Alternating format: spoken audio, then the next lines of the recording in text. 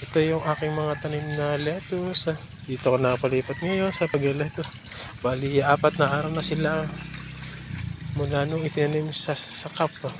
Direct cup na sila. Hindi na katulad dati. Pinupunla-punla pa namin. Ito yung mga pang-4 na araw na. Yan, mga naglalaki na sila. Nalabas na. Bago dito naman sa dulo, aray yung mga bagong tanim. Bali, pa 2 days pa lang. 2 or 3 days pala. Ito na sila.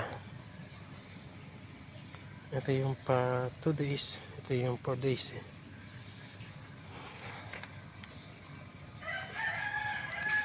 Binago namin ang tanim.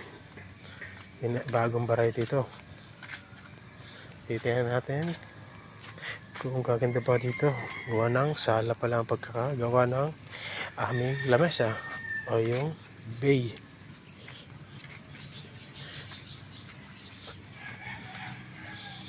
Ngayong umaga nag-spray ako ng gamot.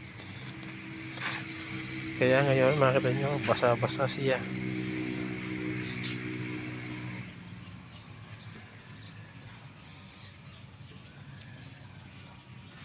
O yun lang muna sa ngayon.